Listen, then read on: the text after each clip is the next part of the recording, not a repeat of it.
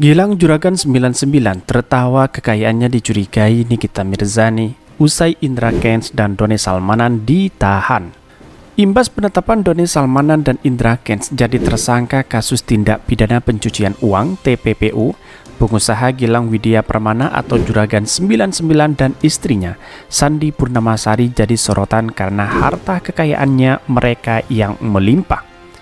Spekulasi yang muncul di publik, kekayaan mereka didapat secara instan seperti Indra Kents dan Doni Salmanan lewat penipuan dan pencucian uang. Lewat Instagram, Gilang Juragan 99 memberikan respon. Dia unggah ulang unggahan Devo Susasendra. Di situ Devo mengungkap kalau unit bisnis yang dimiliki Juragan 99 bukan cuma usaha kosmetik dan bus, melainkan ada puluhan. Sehingga dia menilai wajar jika Gilang Juragan 99 dan Sandi Purnamasari kini memiliki harta melimpah. Orang yang nyinyir harus banyak cari tahu. Dulu unit-unit bisnis Juragan 99, bahkan yang terbaru, J99 punya pabrik untuk pengelolaan limbah sampah plastik. Merespon unggahannya tersebut, Gilang Juragan 99 memberikan emoji tertawa lepas. Dia seolah membenarkannya unggahan Devo dan membantah kaya diri dari jalur instan. Isu mengenai kekayaan Gilang Juragan 99 dan Sandi Purnamasari salah satunya ditiup oleh artis Nikita Mirzani. Lewat Instagram, Nikita unggah bidik layar media cetak di Surabaya soal keduanya sedang diincar Bareskrim. Nikita Mirzani juga heran bagaimana bisa pasangan tersebut bisa memiliki jet pribadi dari bisnis kosmetik dan bus. Tak cuma itu, Nikita Mirzani juga mengungkap Sandi Purnamasari sempat jadi tersangka di sebuah kasus. Terkait isu sumber kekayaan Juragan 99, pakar hukum sebut orang yang menyebar isu tersebut bisa dilaporkan ke polisi. Sejak kasus yang menimpa Indra Kents dan Doni Salmanan terkuat dan ramai menjadi perbincangan warganet, Juragan 99 ikut terseret dalam desas-desus di media sosial mengenai kekayaannya.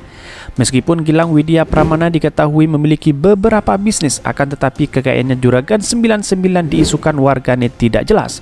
Salah satu pengguna Twitter bahkan berani menyebut sosok KJ Edan adalah orang di balik Juragan 99. Bahkan pengguna Twitter tersebut menyebut jet pribadi milik Juragan 99 atas nama KJ Edan. Menanggapi isu yang sedang beredar tersebut, pakar hukum di Universitas Al-Azhar, Suparji Ahmad mengatakan tuduhan tanpa bukti soal sumber kekayaan Juragan 99 yang disebar oleh warganet di media sosial bisa dilaporkan ke polisi dan dapat diproses secara hukum. Orang yang pertama kali memunculkan dan menyebar isu jet pribadi Juragan 99 milik KJ Edan tanpa bukti dapat dilaporkan ke polisi dengan tuduhan pencemaran nama baik dan pelanggaran Undang-Undang ITE, ungkapnya di Jakarta. Hal tersebut, kata dia, tentu saja apabila orang yang merasa dirugikan melaporkannya ke polisi. Suparji mengatakan orang yang menyebar isu tersebut bisa dilaporkan dengan pasal 310 KUHP dan Undang-Undang ITE pasal 27 ayat 3 dengan hukuman paling lama 6 tahun penjara. Sementara itu, KJ Edan telah mengklarifikasi isu tersebut sebagai hal yang tidak benar. Pria yang memiliki nama asli Oni Hendro Andiaksomo mengatakan cuitan warganet tersebut adalah fitnah. Suparji menuturkan klarifikasi yang dilakukan KJ Edan sudah tepat. Hal itu juga bisa menjadi sebuah bukti agar netizen atau warganet tidak lagi meributkan soal kekayaan Presiden Arema FC tersebut, terutama yang mengkaitkan dengan KJ Edan.